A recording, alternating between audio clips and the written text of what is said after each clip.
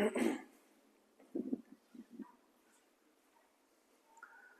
भाई, प्यारे बच्चों, क्या हाल है आपका? ठीक हो? चलो, बहुत अच्छी बात है, ठीक हो आप। अभी हम आज 7th क्लास का एक नेक्स्ट टॉपिक करने जा रहे हैं जिसका नाम है स्टोमेटा। जिसका क्या नाम है? स्टोमेटा नाम है भाई हमारे पास। ठीक है, तो स्टोमेटा भाई, स्टोमेटा। ठीक है भाई, इसको हम लोग स्टोमेटा बोलते हैं भाई।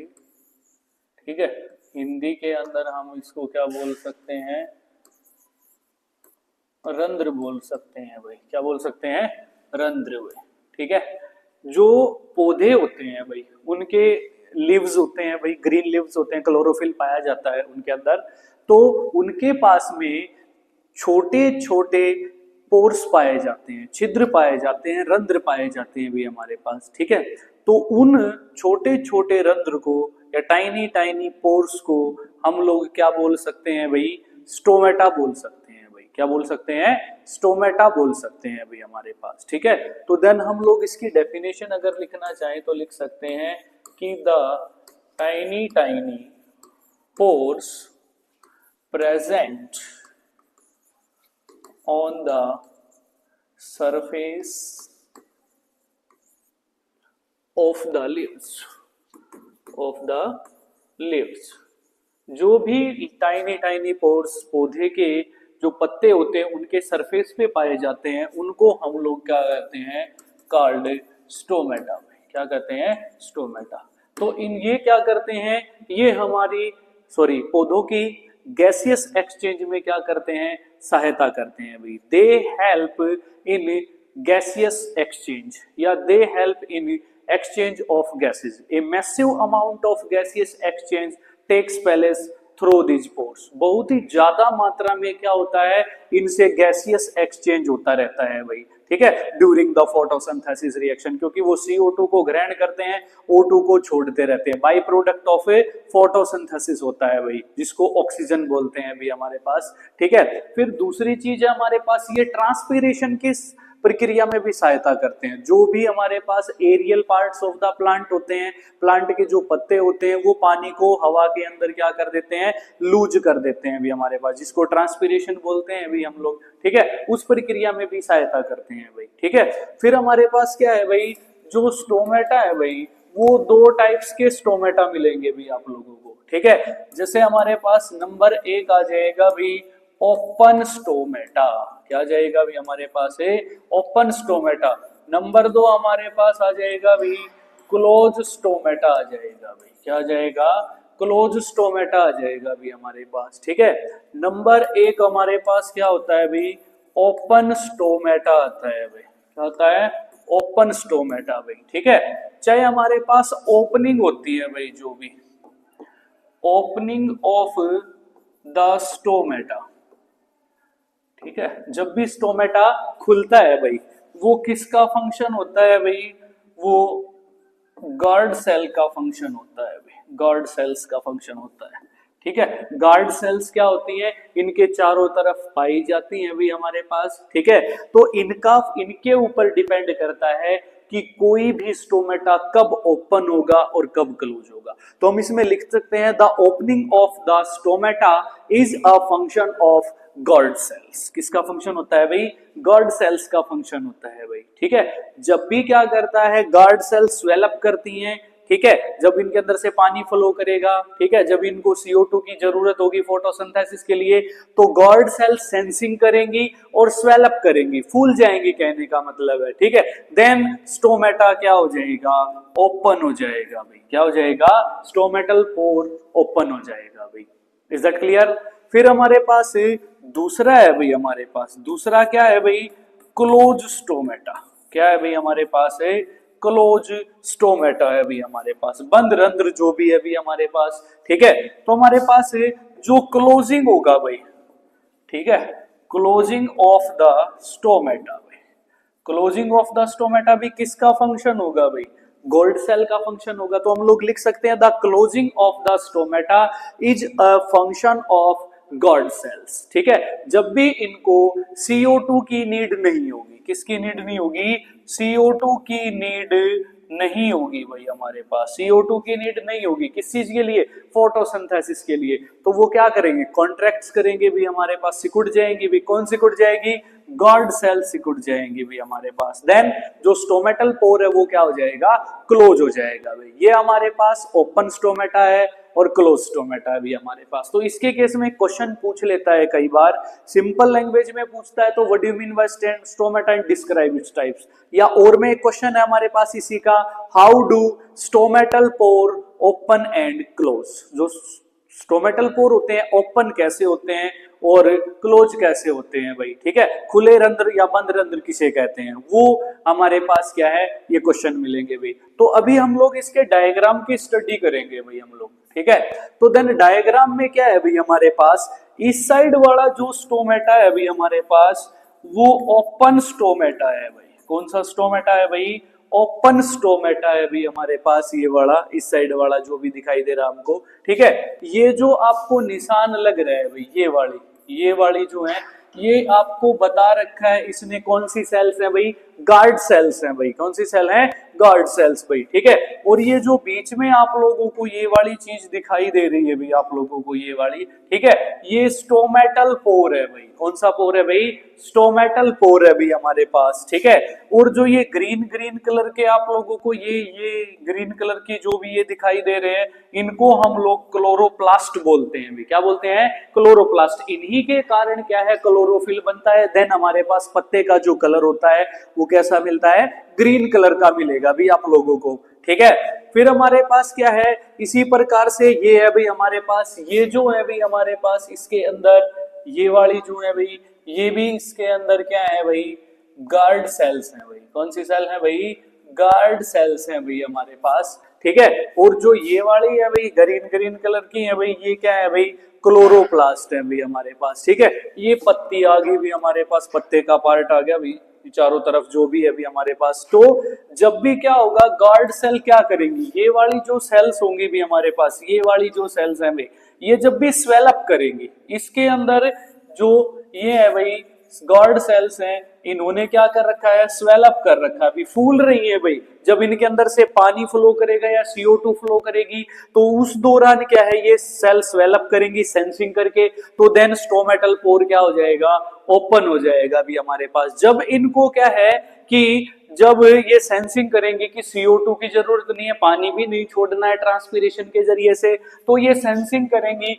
और स्टोमेटा, ये कौन सा स्टोमेटा है भाई, क्लोज स्टोमेटा है भाई। कौन सा स्टोमेटा है भाई, क्लोज स्टोमेटा है भी हमारे पास। ठीक है, तो ये सेंसिंग करके स्टोमेटा को क्या कर देंगे, बंद कर देंगे भी हमारे पास। ठीक है, these are the diagrams of open stomata and close stomata. Is it clear? तो इनके अंदर गॉड सेल, स्टोमेटल पोर होते हैं और क्लोरोप्लास्ट होता है भी हमारे पास। ठीक है, इज इट क्लियर सभी को? देखें आप लोग, अभी हम क्या है कि एक प्रक्रिया के बारे में पढ़ेंगे भाई। क्या है वो प्रक्रिया, कि ट्रांसपीरेशन क्या होता है भाई, ट्रांसपीरेशन, इसको वाष्पोत्सर्जन बोलते हैं भाई। क्या बोलते हैं, वाष्पोत्सर्जन बोलते हैं भाई हिंदी के अंदर हम लोग। ठीक है, तो जो भी प्लांट होता है भाई हमारे पास, वो स्टोमेटल पोर के जरिए से पानी को क्या करता है, लूज कर देता है भाई। क्या कर देता है, लूज कर देगा भाई हमारे पास। तो देन उस प्रक्रिया को हम लोग बोलते हैं ट्रांसपीरेशन बोलते हैं भाई। क्या बोलते हैं, ट्रांसपीरेशन। और जो ट्रांसपीरेशन होती है वो पौधे के टेम्परेचर को रेगुलेट करने में या मेंटेन करने में क्या करती है, सहायता करती है। मतलब पौधे को क्या रखते हैं, ठंडा रखने में क्या करती है, सहायता। अगर टेम्परेचर मेंटेन रहेगा तो प्लांट भी अच्छे से हेल्दी रहेगा, खुश रहेगा। ठीक है, अच्छे से हरा भरा रहेगा, वरना क्या होगा, सूख जाएगा भी हमारे पास, उसका टेम्परेचर गड़बड़ाया तो जो ट्रांसपीरेशन है वो पौधे को कूल डाउन रखने में क्या करती है, सहायता करती है भी हमारे पास। क्लियर है भाई हमारे पास? ठीक है, तो देन हमारे पास है, अभी आता है भाई हमारे पास एक सेल का टॉपिक आ जाता है भाई हमारे पास। क्या आ जाता है भाई, सेल का टॉपिक आ जाता है भाई हमारे पास। ठीक है, सेल भाई, सेल। सेल मीन्स आप लोग जानते हैं कि क्या होता है भाई, कोशिका होता है भाई, क्या होता है, कोशिका। ठीक है, तो it is the structural and functional unit of our life. हमारे जीवन की कार्यात्मक और संरचनात्मक इकाई को हम लोग क्या बोलेंगे, सेल बोल देंगे भाई। क्या बोल देंगे उसको, सेल। हिंदी में उसको कोशिका बोलेंगे। या इसकी डेफिनेशन हम लोग ये भी लिख सकते हैं, the fundamental unit of our life is known as cell. Is that clear? हमारे जीवन की जो मौलिक इकाई है उसको भी हम लोग क्या बोलेंगे, सेल बोलेंगे भाई। ठीक है, इज दैट क्लियर? तो इसकी खोज जो है भाई हमारे पास, वो रॉबर्ट हुक ने, किसने भाई, रॉबर्ट हुक ने इन 1665 में की थी भाई। ठीक है, विद ए कॉर्क स्लाइस भाई। किसकी सहायता से की थी, कॉर्क स्लाइस की सहायता से क्या किया था भाई, रॉबर्ट हुक ने अपने खुद के माइक्रोस्कोप के अंदर से देख करके सेल की खोज की। जब भी उसने क्या किया, कंपाउंड माइक्रोस्कोप को, किसको भाई, कंपाउंड माइक्रोस्कोप के अंदर से, ठीक है, किसको देखा, एक कॉर्क स्लाइस को देखा। तो उसने देखा कि जो भी हमारे पास बिहाइव होता है, मधुमक्खी का छत्ता होता है, उस जैसा स्ट्रक्चर दिखा। अगर हम उनको बड़ा करेंगे तो एक रूम लाइक स्ट्रक्चर मिलेंगे भाई। ठीक है, छोटे छोटे ऐसे करके हमारे पास उसमें क्या मिलेंगे, ऐसे करके छोटे छोटे रूम मिलेंगे भाई। ठीक है, ऐसे करके कुछ उनको स्ट्रक्चर दिखाई दिए भाई हमारे पास उस सेल के अंदर। तो देन हमारे पास उसने सेल को एक नाम दिया, जिसको हम बोलते हैं भाई लिटिल रूम का नाम दिया भाई। क्या नाम दिया भाई, लिटिल रूम नामक नाम दिया भाई। किसने दिया, रॉबर्ट हुक ने दिया भाई। लेकिन रॉबर्ट हुक का जो हमारे पास कंपाउंड माइक्रोस्कोप था, उसकी ज्यादा पावर ना होने की वजह से उसने सेल को क्या बता दिया भाई, नॉन लिविंग बता दिया भाई। क्या बता दिया भाई, नॉन लिविंग बता दिया था भाई हमारे पास। Is that clear? तो देन हमारे पास क्या है कि सेल अगर नॉन लिविंग होगी तो दिस मींस दैट उसके अंदर कोई मूवमेंट नहीं होगा भाई। ठीक है, लेकिन आगे चल करके हमको पता लगा कि जो सेल है वो क्या है भाई, लिविंग है भाई हमारे पास। ठीक है, तो इस प्रक्रिया के बारे में हम लोग पढ़ेंगे। वैसे सेल दो प्रकार की होती हैं भाई। नंबर एक हमारे पास होती है भाई प्लांट सेल्स होती हैं भाई, और नंबर दो होती है भाई हमारे पास एनिमल सेल्स होती हैं भाई। ठीक है, जिनके बारे में आप लोग क्या है, क्लास 9th के अंदर chapter number 5 the fundamental unit of our life के अंदर पढ़ेंगे भाई। ठीक है, तो इसके बारे में हम लोग पढ़ लेते हैं भाई। क्या चीज पढ़ेंगे भाई हमारे पास, ठीक है, आप लोग देखिए ये सेल की पूरी हिस्ट्री है भाई हमारे पास। ठीक है, cells were first discovered by Robert Hooke. Robert Hooke ने पहली बार सेल को क्या किया था, 1665 में डिस्कवर किया था। He observed the cell in a cork slice. उसने एक कॉर्क स्लाइस ली हमारे पास और अपने माइक्रोस्कोप का प्रयोग करके, ठीक है, क्या किया, जो प्रीमिटिव माइक्रोस्कोप था भी हमारे पास, ठीक है, उसका प्रयोग करके उस कॉर्क स्लाइस को देखा और देन छोटे छोटे रूम्स लाइक स्ट्रक्चर उसको दिखाई दिए भाई। ठीक है, फिर कहता है ल्यूवेनॉक in 1674 with the improved microscope, improved मतलब पावर ज्यादा थी भी उसकी। ठीक है, discovered the free living cell in pond water।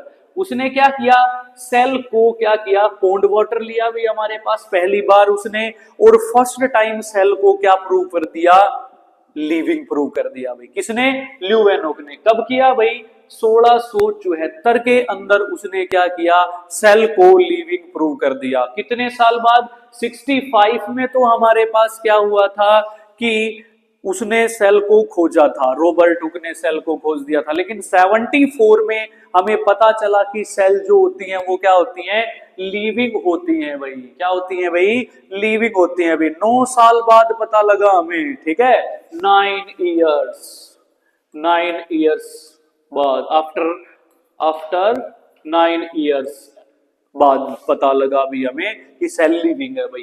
ठीक है, तो इट वाज रॉबर्ट ब्राउन एक क्या है भाई, अलग साइंटिस्ट का नाम है। इन 1831 1831 में who discovered the nucleus in the cell. 1831 में रॉबर्ट ब्राउन ने क्या किया था, सेल के न्यूक्लियस की खोज कर दी थी भाई। ठीक है, फिर हमारे पास है भाई जो भी पुरकिंजे था भाई, ठीक है, उसने क्या किया भाई हमारे पास 1839 के अंदर उस सेल के अंदर एक प्रोटोप्लाज्म नामक होता है, अभी फ्लूइड होता है जो सेल के अंदर भरा हुआ रहता है, जिसको साइटोप्लाज्म भी बोल सकते हैं। क्या बोल सकते हैं, साइटोप्लाज्म। तो उसकी खोज 1839 में पुरकिंजे ने की थी भी हमारे पास। ठीक है, the cell theory that all plants and animals are composed of cell and that the cell is a basic unit of our life. क्या कहता है, जो भी प्लांट है, जो भी एनिमल है, वो सारे के सारे एक छोटी सी यूनिट से बने हुए हैं जिसका नाम सेल है। इसी वजह से ये हमारे जीवन की क्या है, बेसिक यूनिट है। बेसिक का मतलब आधारभूत इकाई है भी हमारे जीवन की। Was presented by two big biologist, big biologist के द्वारा बताया गया। 1838 में बताया था भाई, सकलेडेन ने बताया था भाई, ठीक है, और सचवान ने बताया था 1839 के अंदर। The cell theory was further expanded by Virchow in 1855 by suggesting that the all cell arising from pre-existing cell, जितनी भी सेल अराइजेज होती हैं वो प्री एग्जिस्टिंग सेल मतलब पहले से जो मौजूद हैं, वो एक सेल से क्या बनेगी, दो बनेगी, दो से चार बन जाएंगी, चार से 16 बन जाएंगी, 16 से 32 हो जाएंगी, 32 से 64 बन जाएंगी वे डिवाइड होकर के, 64 से 128 हो जाएंगी, वे 128 से 256 हो जाएंगी, 256 से 512, 512 से 1024, 1024 से 2048। इसी प्रकार से जो प्री एग्जिस्टिंग सेल है वो डिवाइड होती रहेंगी और उनका ग्रोथ होता रहेगा भाई। ठीक है, तो देन हमारे पास क्या है भाई, with the discovery of electron microscope in 1940, जब भी 1940 के अंदर इलेक्ट्रॉन माइक्रोस्कोप की डिस्कवरी हुई, it was possible to observe and understand the complex structure of the cell. ये 1940 के बाद हमें क्या है, सेल का एक कॉम्प्लेक्स स्ट्रक्चर मिला भाई, एंड इट्स वेरियस ऑर्गेनल्स, और उसके अंदर कुछ स्पेशलाइज पार्ट होते हैं जिनको सेल ऑर्गेनल्स के नाम से जानते हैं भाई। उनके बारे में हमको क्या लगा, पता लगा भाई, जैसे माइटोकॉन्ड्रिया है, ठीक है, एंडोप्लाज्मिक रेटिकुलम है भी, रफ एंडोप्लाज्मिक रेटिकुलम है, स्मूथ एंडोप्लाज्मिक रेटिकुलम है, लाइसोसोम्स हैं, राइबोसोम्स हैं, गोल्गी एपरेटस है, ठीक है, और भी बहुत सारे हैं हमारे पास। तो उनके बारे में हमको 1940 के बाद पता लगा भाई। इस साइड आप लोग देख रहे हैं कि जो भी सेल ऑफ एन ओनियन पील, जो भी ओनियन का छिलका होता है, प्याज का छिलका, उसकी सेल ऐसी होती है। आप लोग देख रहे हैं कि ये एक स्ट्रक्चर बना हुआ है, यहाँ पे ये स्ट्रक्चर बना है, ये ओनियन की जो भी सेल है उसका क्या है, न्यूक्लियस है भाई हमारे पास। और जितने भी आपको रूम लाइक स्ट्रक्चर दिखाई दे रहे हैं अभी आपको, ये क्या है भाई, प्याज के छिलके में क्या होती हैं, सेल्स होती है भाई, जो कि रूम लाइक स्ट्रक्चर है। इसी वजह से रॉबर्ट हुक ने जब पहली बार देखा, रॉबर्ट हुक ने जब पहली बार देखा तो इसको क्या नाम दिया था भाई, लिटिल रूम नाम दिया था भाई। कुछ इसी प्रकार से वो दिख रही थी भी हमारे पास। Is that clear? फिर हमारे पास सेल के अंदर होता है जो न्यूक्लियस होता है भाई, ठीक है भाई। तो किसने डिस्कवर किया था, रॉबर्ट ब्राउन ने 1831 में किया था भाई। अभी ये न्यूक्लियस क्या होता है भाई हमारे पास, तो न्यूक्लियस क्या होगा भाई हमारे पास, ठीक है, न्यूक्लियस, न्यूक्लियस को केंद्रक बोलते हैं भाई। क्या बोलते हैं भाई, केंद्रक बोलते हैं भाई हम लोग।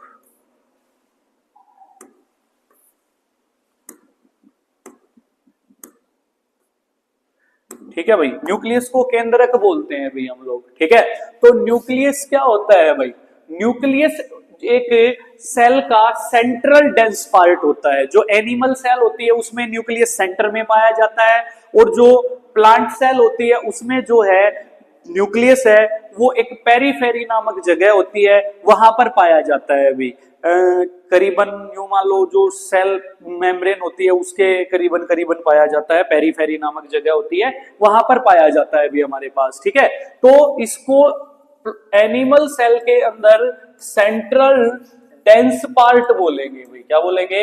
ये एक सेंट्रल डेंस, डेंस का मतलब होता है गहरा। क्या होता है भाई? गहरा डेंस पार्ट होता है, जिसकी खोज रॉबर्ट ब्राउन ने 1831 में करी थी भाई हमारे पास। ये क्या काम करता है भाई?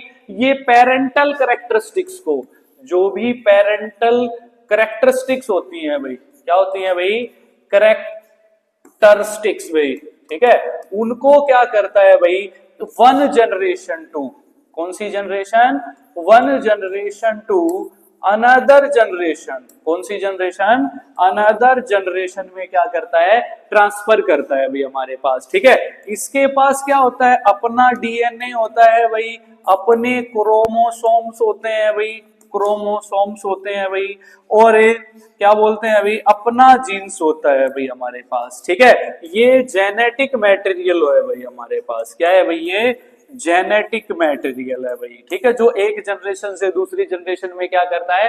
पेरेंट्स के गुणों को क्या करता है? ट्रांसफर करने का काम करता है भाई। डीएनए की फुल फॉर्म हो जाएगी डीऑक्सीराइबोन्यूक्लिक एसिड हमारे पास। क्रोमोसोम्स जो भी पाए जाते हैं भाई, वो एक मटेरियल के रूप में पाए जाते हैं, जिसको हम लोग क्या बोलते हैं? क्रोमेटिन बोलते हैं भाई। क्या बोलते हैं? क्रोमेटिन बोलते हैं भाई हमारे पास इस मटेरियल के। जब सेल डिवीजन होता है भाई, सेल डिवाइड जब भी होगी, सेल डिवीजन जब भी होगा, तब जाके ये क्या बनते हैं भाई? क्रोमोसोम्स बनते हैं भाई। क्या बनते हैं? क्रोमोसोम्स। और कोई भी हमारे पास मेल बॉडी हो, फीमेल बॉडी हो, 23 पेयर ऑफ क्रोमोसोम्स पाए जाएंगे भाई। कितने पाए जाएंगे? 23 पेयर्स। अगर नंबर में पूछ ले तो 46 क्रोमोसोम्स पाए जाएंगे भाई, ठीक है। मेल पर्सन के अंदर, मेल पर्सन के अंदर तो XY होते हैं भाई, और फीमेल पर्सन के अंदर ये XX पाए जाते हैं भाई, ठीक है। मेल पर्सन के अंदर ये है और फीमेल पर्सन के अंदर ये है भाई हमारे पास, ठीक है। तो ये न्यूक्लियस होता है भाई हमारे पास, क्लियर है। फिर हमारे पास आता है भाई नेक्स्ट प्रोटोप्लाज्म, जिसको बोलते हैं भाई प्रोटोप्लाज्म, ठीक है भाई, या इसको हम लोग साइटोप्लाज्म भी बोलते हैं भाई, जीव द्रव्य बोलते हैं भाई इसको। क्या बोलते हैं भाई? जीव द्रव्य। जीव द्रव्य का मतलब होता है कि एक प्रकार का ये फ्लूइड होता है भाई, जो किसके अंदर भरा हुआ होता है?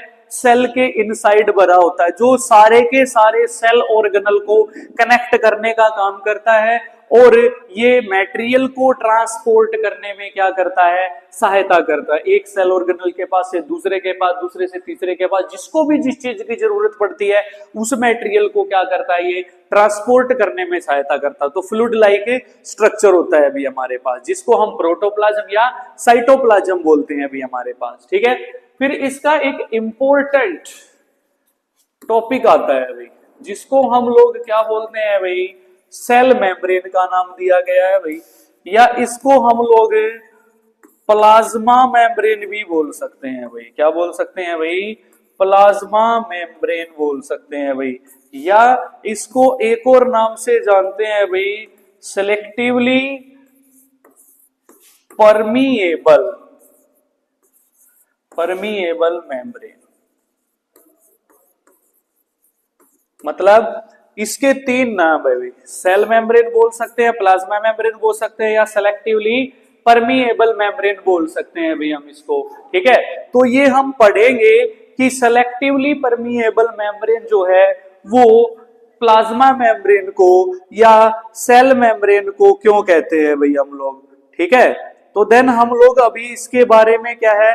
पढ़ने जा रहे हैं भाई। किसके बारे में? सेल मेम्ब्रेन के बारे में या प्लाज्मा मेम्ब्रेन के बारे में पढ़ेंगे भाई हम लोग, ठीक है। तो देन हमारे पास ये क्या होती है? सेल की जो है ये आउटर कवरिंग होती है भाई। क्या होती है भाई? आउटर कवरिंग होती है भाई। सेल के बाहर की जो कवरिंग होती है उसको हम लोग क्या बोलते हैं भाई? सेल मेम्ब्रेन या प्लाज्मा मेम्ब्रेन बोलते हैं। प्लाज्मा का मतलब लिक्विड फ्लूइड होता है भाई हमारे पास। तो ये जो होता है ये फ्लूइड पार्ट में होता है भाई, फ्लूइड पार्ट में होगा भाई, द्रव के रूप में होगा भाई। तो उसको रोकने के लिए बाहर एक मेम्ब्रेन होती है भाई। जैसे टंकी के चारों ओर क्या करते हैं? दीवारें होती हैं, अंदर पानी भरा रहे ताकि, ठीक है। उसी प्रकार से एक मेम्ब्रेन होती है जो प्लाज्मा को रोके रखती है, या प्रोटोप्लाज्म को या सेल मेम्ब्रेन को रोके रखती है, सॉरी साइटोप्लाज्म को रोके रखती है भाई, ठीक है। तो उसको हम लोग क्या बोलते हैं, सेल मेम्ब्रेन बोलते हैं। सेल के बाहर की जो है ये क्या काम करती है, ये कोई भी मटेरियल क्या है अगर सेल के इनसाइड जाना चाहे भाई, ठीक है, या क्या जाना चाहे, आउटसाइड जाना चाहिए, तो ये उसको क्या करती है भाई, अपनी परमिशन से, किसे, अपनी परमिशन के द्वारा उसको बाहर भी भेज सकती है और अंदर भी भेज सकती है। जैसे सेल को क्या चाहिए होगा, बाहर से कुछ ग्लूकोज वगैरह, खाना वगैरह जो भी चाहिए है, तो उसको परमिट करेगी, अलाउ करेगी कि भी तू अंदर आ जा, ठीक है। तो देन खाना अंदर आ जाएगा और उसको डाइजेस्ट कर देगी, एनर्जी ले लेगी भी हमारे पास। अगर किसी वेस्ट मटेरियल को बाहर जाना है मान लीजिए, तो वो उसको क्या है, आउटसाइड भी क्या कर सकती है, भेज सकती है। तो परमिशन देती है, सेलेक्ट कर करके भेजती है, कहने का मतलब है। तो सेलेक्ट करके भेजेगी, तो इसी वजह से इसका नाम क्या हो जाएगा, सेलेक्टिवली परमिएबल मेम्ब्रेन। परमिएबल का मतलब परमिट करके भेजती है, अलाउ करती है उस चीज को कि भी तू बाहर जा, तू अंदर आ जा, सेलेक्ट कर करके भेजेगी। जैसे क्लास में एक टीचर होता है, वो आपको सेलेक्ट करके भेजेगा, भी अभी ये पानी पीने के लिए जाएगा, अभी ये जाएगा पानी पीने के लिए, अभी इसको बाहर काम है, ऑफिस में काम है, रिसेप्शन पे काम है, कहाँ कहाँ काम है। तो उसी प्रकार से जो प्लाज्मा मेम्ब्रेन होती है वो भी सेलेक्ट कर करके भेजती है। इसी वजह से उसको क्या बोलते हैं, सेलेक्टिवली परमिएबल मेम्ब्रेन बोलते हैं भाई हमारे पास, ठीक है। इज दैट क्लियर सभी को? देखें, आप लोगों के पास नेक्स्ट टॉपिक आता है फर्टिलाइजर्स। क्या आता है भाई, फर्टिलाइजर्स आता है भाई हमारे पास, जिसको हम लोग क्या बोलते हैं, उर्वरक बोलते हैं भाई। क्या बोलते हैं, उर्वरक बोलते हैं भाई हम लोग जिनको, ठीक है। तो हमारे पास ये क्या होते हैं भाई, इनऑर्गेनिक मैटर होता है भाई। क्या होता है, इनऑर्गेनिक मैटर होता है भाई हमारे पास ये, ठीक है, जो कि क्या है भाई, फैक्ट्रीज के अंदर क्या किया जाता है, तैयार किया जाता है भाई, ठीक है। The organic matters that are prepared in the factories भी हमारे पास केमिकल्स की सहायता से बनाया जाता है भाई। इनके अंदर तीन चीजें होती हैं भाई, एक तो एन होता है, एक पी होता है और के होता है भाई। N4 हमारे पास क्या है, नाइट्रोजन होती है भाई हमारे पास, ठीक है। P4 हमारे पास क्या होता है भाई, फॉस्फोरस होता है भाई, सॉरी, ठीक है, फॉस्फोरस होता है भाई।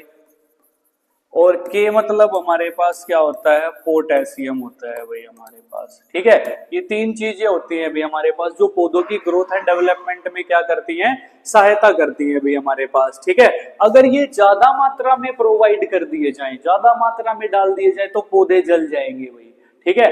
ग्रोथ एंड डेवलपमेंट क्या हो जाएगी, रुक जाएगी भी हमारे पास। तो पौधे की और क्या करते हैं ये, सोयल फर्टिलिटी को, किसको भाई, सोयल फर्टिलिटी जो होती है, भूमि की उपजाऊ क्षमता और वाटर होल्डिंग कैपेसिटी, किसको भाई, वाटर होल्डिंग कैपेसिटी जो होती है भाई इसकी, भूमि की भाई हमारे पास, ठीक है, उसको क्या करती है भाई, डिक्रीज करने का काम करती है भाई। क्या कर देंगी भाई, डिक्रीजेस कर देंगे भाई उसको, ठीक है, क्लियर है। फिर हमारे पास किसी प्रकार का कोई ह्यूमस ये मिट्टी को प्रोवाइड नहीं करती हैं भाई। कम मात्रा में जितनी जरूरत है उतना अगर डाला जाए तो ये ग्रोथ एंड डेवलपमेंट अच्छे से करेंगे भाई, बहुत ज्यादा इंप्रूवमेंट कर सकती हैं फसल के अंदर। लेकिन अगर ज्यादा डाल दिया जाए तो फसल खराब भी हो सकती है भाई हमारे पास, ठीक है।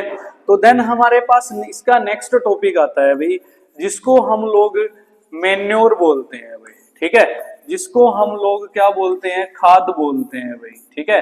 तो ये क्या है भाई, ऑर्गेनिक मैटर है भाई। क्या है भाई, ये ऑर्गेनिक मैटर। और ऑर्गेनिक मैटर हमको पता है कि प्लांट्स और एनिमल्स से मिल सकता है भाई। कहां से मिल सकता है, प्लांट्स एंड एनिमल्स से मिल जाएगा भी हमको, कौन सा, ऑर्गेनिक मैटर। तो इसमें हम लिख सकते हैं, the organic matter that is decomposed bye vegetables, peels, ठीक है, एनिमल्स, डंग, ठीक है, उनसे क्या है, डिकम्पोज से हमारे पास क्या है, बनता है भाई हमारे पास। या बोल सकते हैं कि the organic matter that is decomposed by green vegetations, animal excreta, उनसे क्या होता है, उनकी डिकम्पोजिशन के कारण होता है भाई ये वाला, ठीक है।